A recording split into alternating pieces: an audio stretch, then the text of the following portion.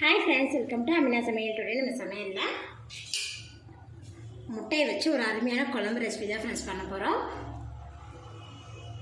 இந்த உடைச்சு ஊத்துன முட்டை குழம்பு பாத்தீங்கன்னா சாதம் சப்பாத்திக்குலாம் சைட் டிஷ் சாப்பிடுறதுக்கு ரொம்ப அருமையா இருக்கும். வீட்ல இருக்கிற பொருட்களே வச்சு அதிக டேஸ்ட்ல இந்த உடைச்சு ஊத்துன முட்டை குழம்பு எப்படி செய்யலாம்னு வாங்க வீடியோல போய் பார்க்கலாம்.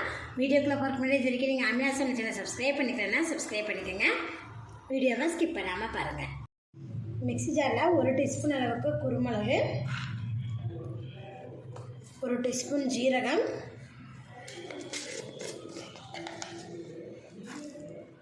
சோம்பு 1/2 டீஸ்பூன் இது நல்லா பவுடரை அரைச்சி எடுத்துக்கலாம். பவுடரை அரைச்சி எடுத்துட்டோம்.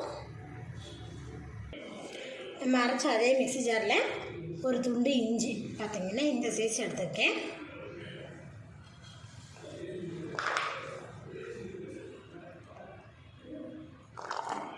அஞ்சு பல்லு பூண்டு, இல்லை பெரிய சைஸ் பூண்டாக இருந்தால் 5 பல்லு எடுத்துக்கோங்க, கொஞ்சம் சின்னதாக இருந்தால் 6 எடுத்துக்கோங்க. இது கூட 2 தக்காளி பழம், இது நல்லா பேஸ்ட்டாக அரைச்சி எடுத்துக்கலாம். தக்காளி இஞ்சி பூண்டு இது பார்த்திங்கன்னா நல்லா அரைச்சி எடுத்துக்கேன். கடாய் சுடுறதுமே 5 டீஸ்பூன் அளவுக்கு எண்ணெய் சேர்த்துருங்க.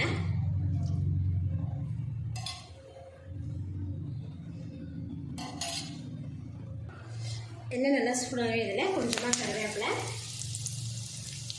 கருவேப்பிலை வாங்க பொரிச்சிட்ருக்கு. இப்போ இது கூட பார்த்திங்கன்னா 2 பெரிய வெங்காயத்தை பொடியாக நறுக்கி வச்சுருக்கேன். அதில் சேர்த்துட்டு வெங்காயத்தை நல்லா வதக்கி விட்டுருவோம்.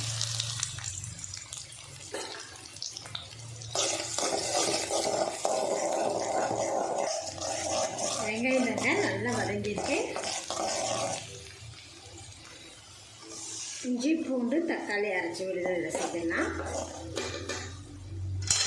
இது நல்லா கலந்து விடுங்க. இந்த இஞ்சி பூண்டோட பச்சை வாசம் போகிற அளவுக்கு நம்ம நல்லா வதக்கி விட்டுருங்க. அரைச்சி ஊற்றும் போது பார்த்தீங்கன்னா உங்களுக்கு குழம்பு வந்து நல்லா திக்னஸ் கிடைக்கும்.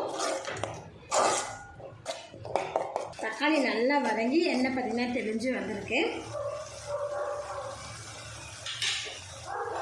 இப்போ இது கூட பார்த்தீங்கன்னா 1/2 டீஸ்பூன் அளவுக்கு மல்லித்தூள் 2 டீஸ்பூன் சேர்த்துக்கோங்க. மிளகாத்தூள் உங்களுக்கு எப்படி காரமோ அது தகுந்தபடியே நீங்கள் சேர்த்துக்கலாம். நான் பார்த்தீங்கன்னா 2 டீஸ்பூன் சேர்த்துக்கேன்.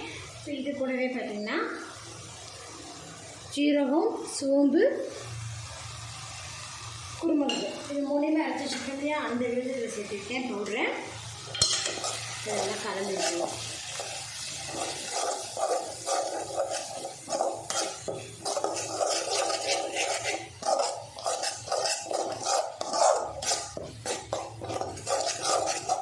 லோ ஃப்ளேம்லேயே வச்சு வதக்கி விட்டுருங்க. ஹை ஃப்ளேமில் வச்சு வதக்கும் போது உங்களுக்கு பார்த்திங்கன்னா அந்த மசாலா பொடி எல்லாம் கொஞ்சம் இதாக பிடிச்சிக்கணும்லாம் ஹை ஃப்ளேமில் வச்சு நம்ம பண்ணும்போது. அதனால் லோ ஃப்ளேமில் வச்சு பண்ணும்போது நமக்கு பார்த்திங்கன்னா அந்த காரெல்லாம் வராது. அதுக்காக தான் நான் பார்த்திங்கன்னா லோ ஃப்ளேம்லேயே வச்சு நல்லா கலந்து விட்டுட்டேன். பாருங்கள் மசாலாலாம் நல்லா வதங்கி எண்ணெய் பார்த்திங்கன்னா தெரிஞ்சு வந்துட்டு இருக்கிற நேரத்தில் இதில் நம்ம தண்ணி சேர்த்துக்கலாம். நான் பார்த்திங்கன்னா 2 டம்ளர் அளவுக்கு நான் தண்ணி சேர்த்துருக்கேன். இப்போ இது கூட பார்த்திங்கன்னா தேவையான அளவுக்கு நம்ம உப்பு சேர்த்துக்கலாம். இது நல்லா கிளறிட்டு 5 நிமிஷம் ஹை ஃப்ளேமில் குக் பண்ணுங்க. 5 நிமிஷம் நான் மூடி போட்டு வச்சுருந்தேன். இப்போ பார்த்தோம்னா நல்லாவே பாருங்கள் மசாலா நல்லா குக் ஆகிட்டு இருக்கு. இப்போ இது கூட நம்ம 6 முட்டையை உடச்சி ஊற்றி வச்சுருக்கேன். அதில் சேர்த்திடலாம்.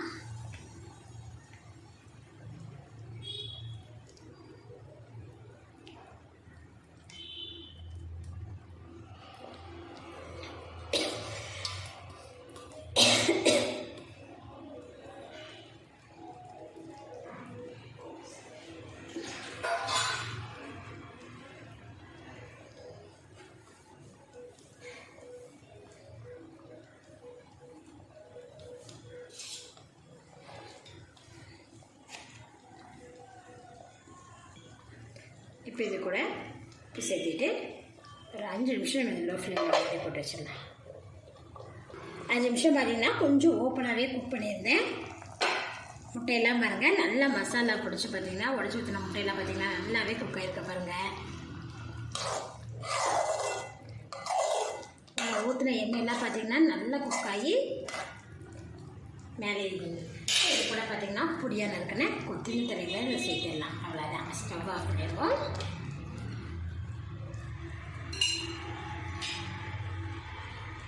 இந்த உடச்சி ஊற்றின முட்டை குழம்பு பார்த்திங்கன்னா சாதம் சப்பாத்தி கூடலாம் சைடு வச்சு ரொம்ப அருமையாக இருக்கும். இதோட டேஸ்ட்டும் பார்த்திங்கன்னா சூப்பராக வந்திருக்கு. நான் ட்ரை பண்ணி பார்த்துருக்கேன். நீங்களும் இது போல் ட்ரை பண்ணி பாருங்கள். என்னோட இந்த வீடியோ உங்களுக்கு பிடிச்சிருந்தா லைக் பண்ணுங்கள். மறக்காமல் ஆமினா சமையல் சேனலை சப்ஸ்கிரைப் பண்ணிக்கோங்க. நன்றி.